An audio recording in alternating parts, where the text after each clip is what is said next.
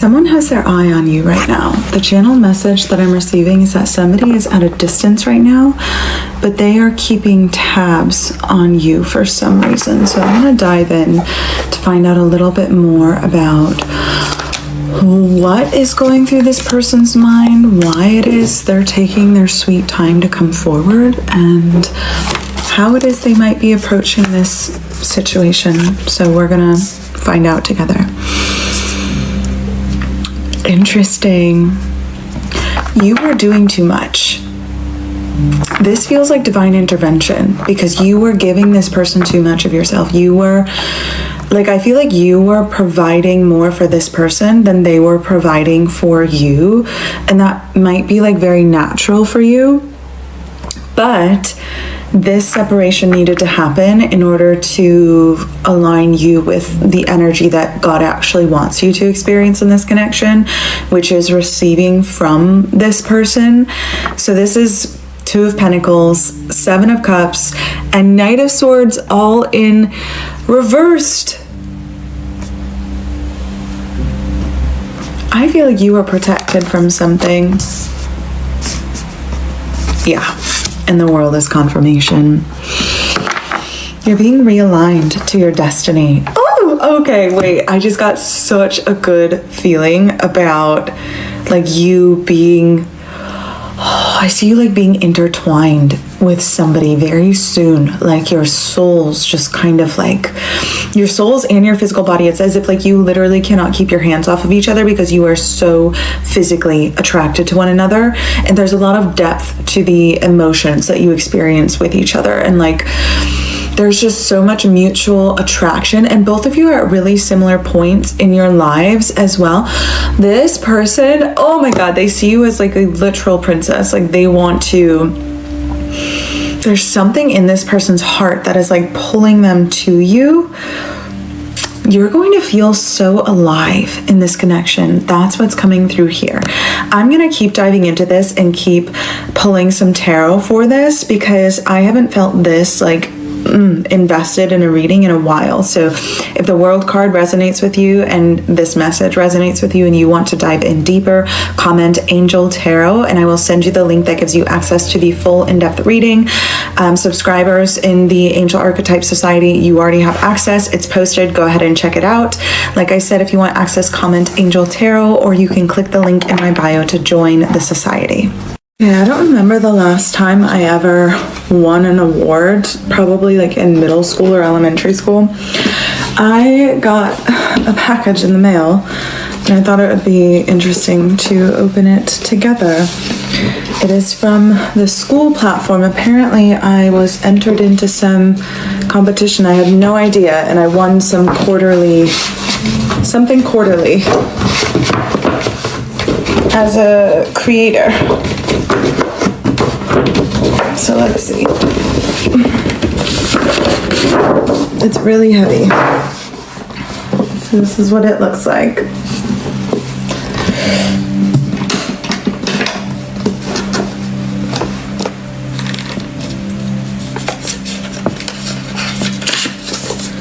Cute. Society Awards is what it's called. Okay. This is like really legitimate.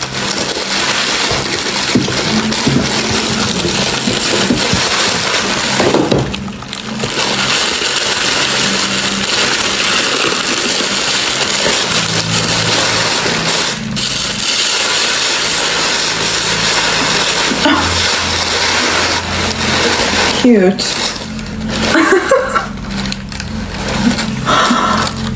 I have no idea what I'm going to do with this, but this is cute. It feels so strange to be an adult and receiving an award for something. Really cool.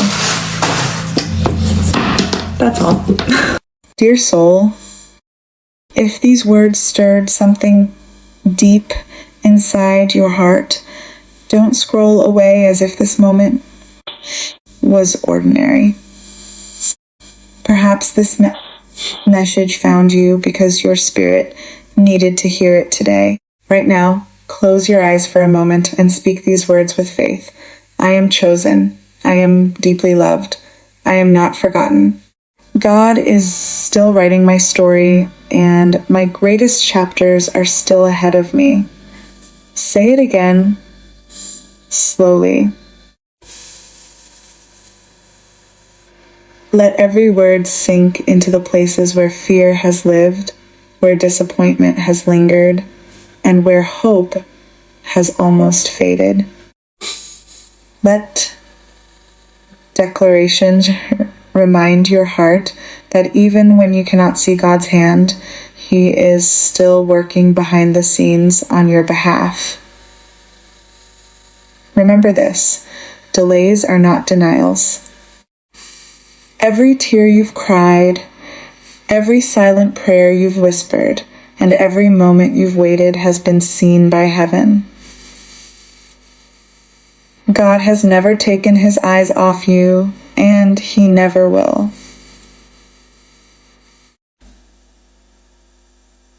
If this message spoke to your soul, please share it with someone you love. There is someone out there carrying a burden they have never told anyone about. Someone who feels forgotten, exhausted, or ready to give up. Your share could become the answer to their prayer and the reminder they desperately needed that they are loved, seen, and never alone. And if God places it on your heart to help us continue sharing these messages of faith, hope, and encouragement around the world, you can support this ministry through a super thanks. Whether your gift is $5, $10, $20, or whatever you feel led to give, every contribution helps us reach another soul who is searching for light in the middle of darkness. From the bottom of our hearts, thank you for standing with us. We pray that God pours out blessings you cannot contain, opens doors no one can shut, restores everything you've lost, and answers the deepest prayers of your heart in His perfect timing. Together, we are more than a community. We are a family of faith, lifting one another up, walking in hope, and trusting that God's promises never fail. The rain has been too long, but the rainbow was always coming. There are seasons of life that simply will not be rushed. You know the ones. The long, gray, unrelenting kind that stretch out so far in every direction that you eventually stop looking for the edge of them. You stop asking when it will end and simply learn to live inside it.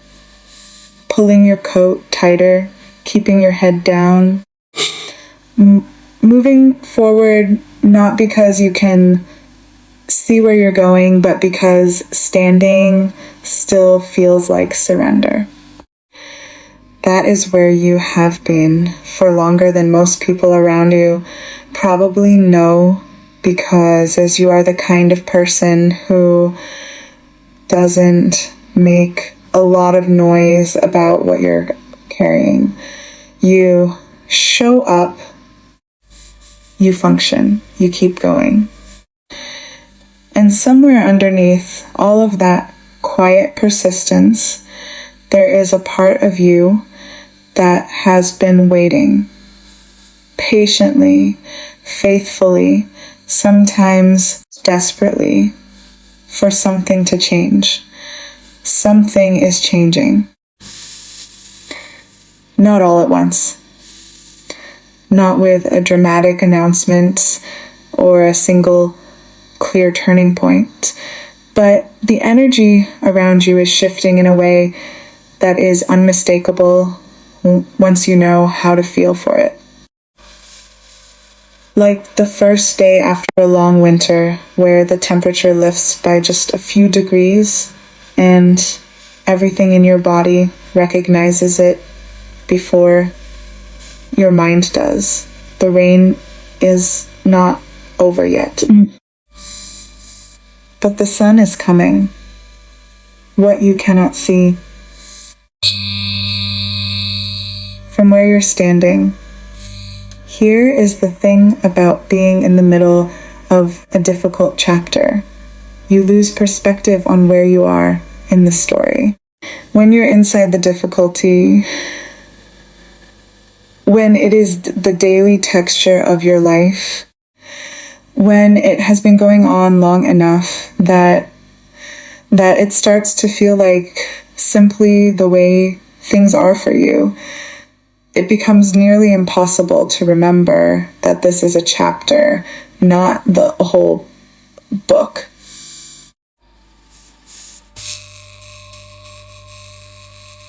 That difficult seasons, by their nature, are not permanent even when they feel permanent.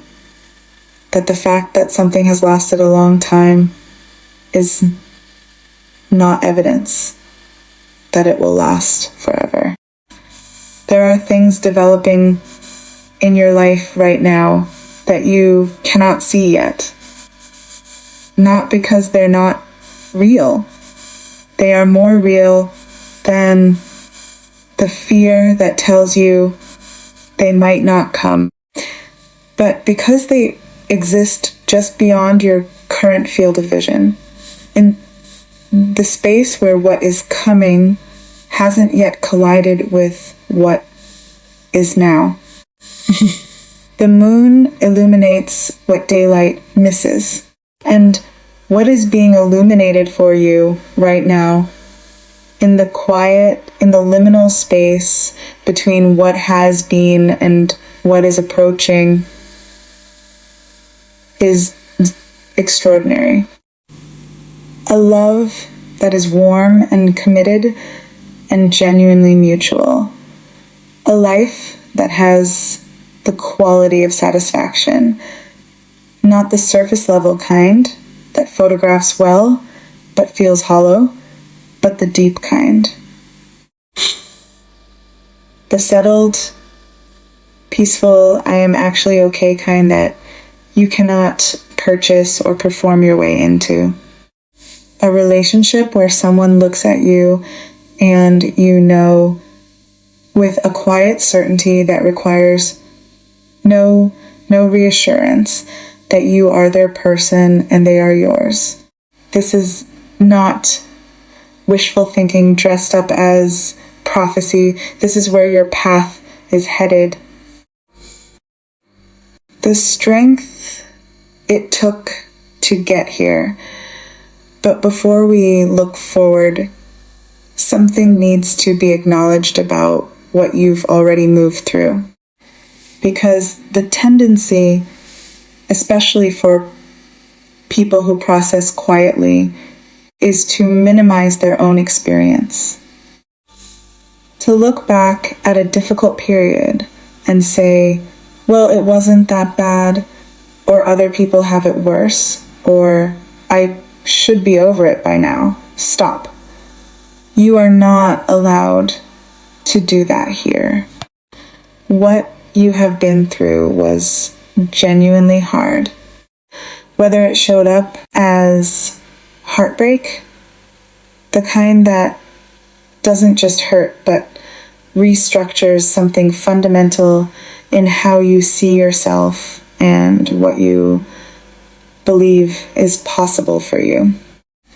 Or as loss, the kind that leaves absence where presence used to be and makes ordinary moments suddenly unbearable in their ordinariness. Or as professional failure, the kind that makes you question not just your strategy, but your worth. Or as all of it as once layered over each other in a way that made it difficult to know which wound to tend to first. It was real. It was heavy. And the fact that you are still here, still trying, still looking for meaning, still showing up for your own life in whatever imperfect, exhausted way you've managed. That is not a small thing. That is strength, quiet, unglamorous, entirely underappreciated strength. And it is that strength, not the absence of struggle, but the navigation of it, that has been building something in you.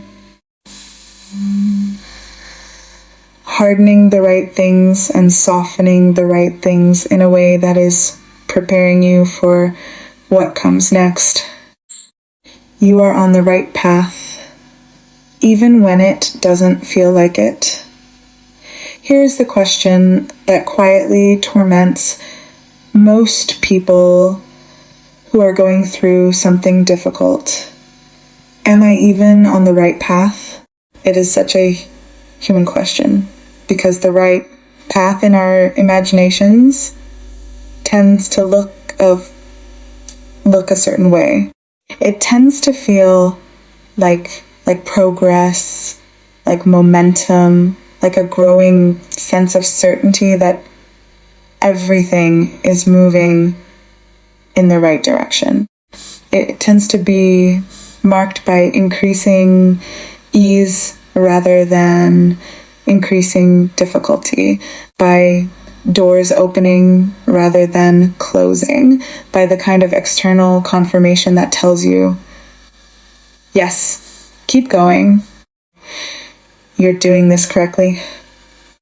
But the right path doesn't always look like that. Sometimes, often, it looks like the long way around. Like the route that takes you through terrain you didn't choose and wouldn't have selected if given the option. Like the path that requires you to develop specific qualities, patience, resilience, the ability to hold steady when nothing external is confirming that you should. Precisely because those qualities are what the destination requires. You are on that path, the difficult version of the right path, which is still the right path, and you are being guided, protected, seen by forces larger than the immediate circumstances of your life, forces that have a clearer view of where you're headed than you do from inside the middle of the journey. The angel numbers appearing in your life, the 1111, the 1010, the repeated patterns that catch your attention at odd moments, these are not coincidences. They are confirmations. They are the universe's way of saying, I see you. You are not lost. Keep going. The equal love you've never actually had. Now let's talk about what's coming.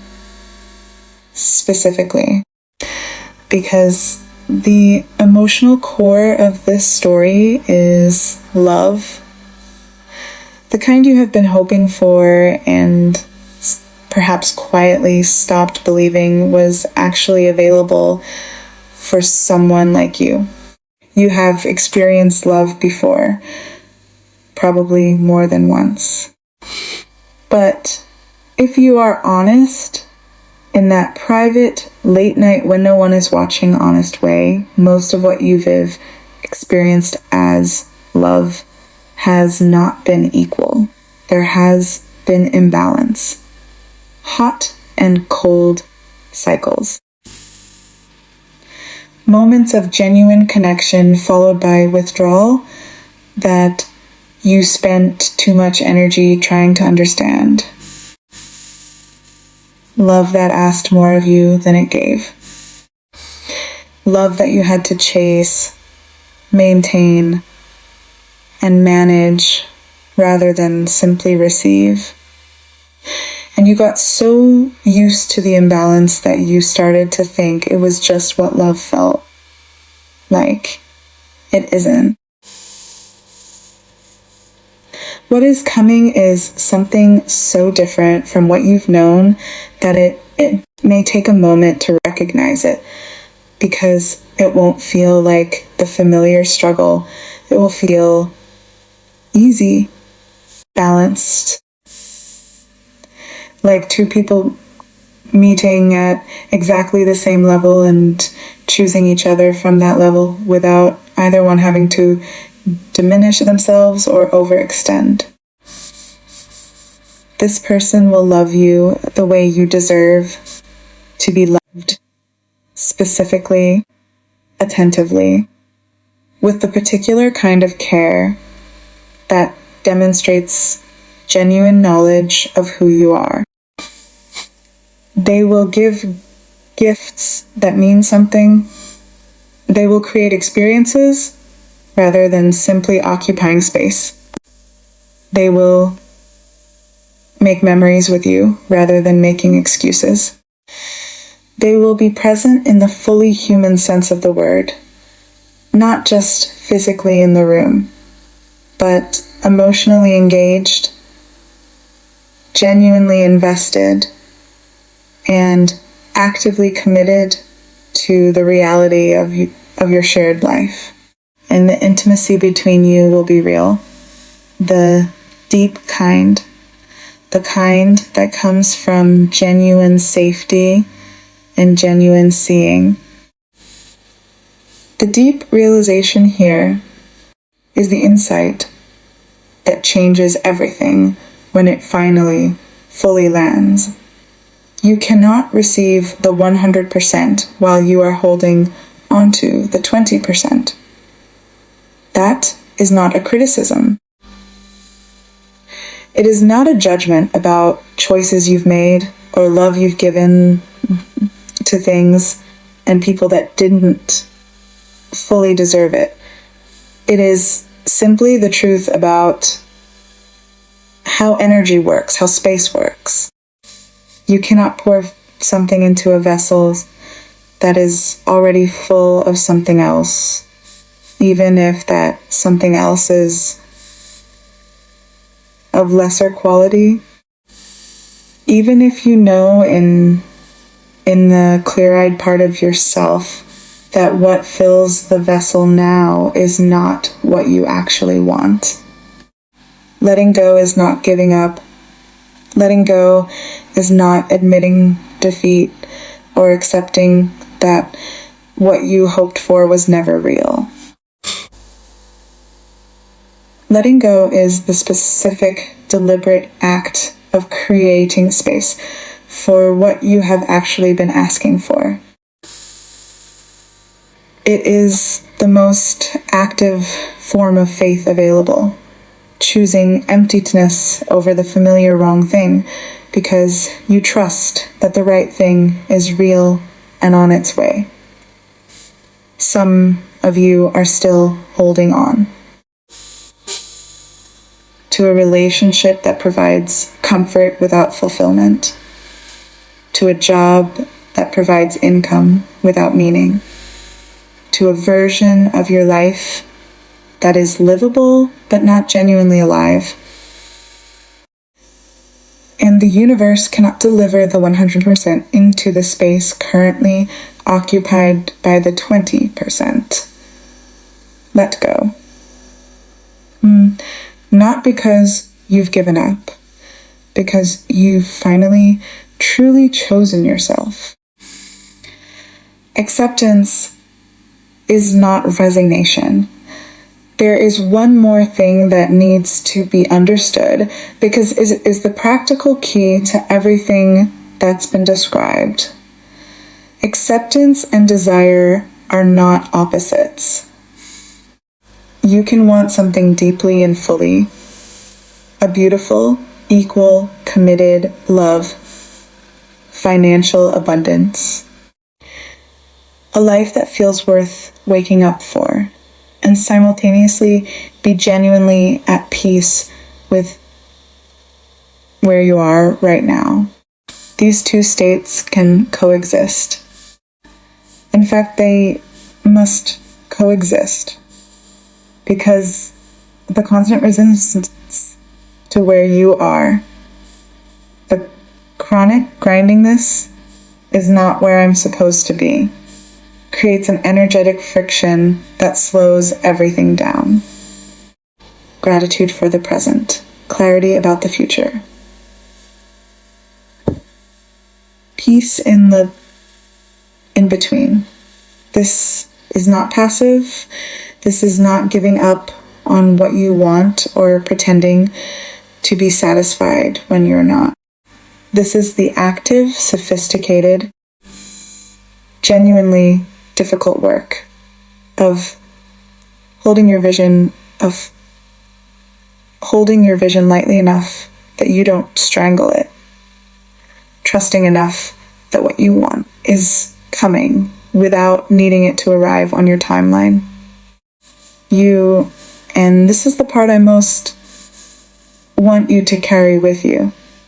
You are not someone whose happiness is permanently deferred. It's someone for whom joy is always coming, but never quite arriving. You are someone whose difficult season is ending, whose path is leading somewhere real, whose love story is not over, but is in fact just beginning its best chapter. The sunshine after this rain 10 to 11 months, that is the horizon that is visible from here. Not a vague someday, not an indefinite eventually, a real, tangible period of time within which much of what has been described will begin to materialize in your life in ways you can actually see and touch and feel. It will not all arrive at once. It will come in the way that good things usually come, incrementally, in pieces. Each one building on the last, until you look around one ordinary afternoon and realize that the life you are living looks almost nothing like the one you were living before. And the difference will be so complete, so encompassing, that you will barely be able to explain it to people who haven't been watching closely. The rainbow, as someone once said, requires both rain and sunshine. You cannot have one without the other and end up with the full spectrum. You have had the rain. More of it than felt fair. More of it than most people around you probably realized, because you carried it quietly and kept moving. The sunshine does not erase the rain. It transforms it. It takes everything that fell and turns it into the very thing that makes the rainbow possible. Your rainbow is possible. Not despite everything you've been through. Because of it. And it is closer than you know.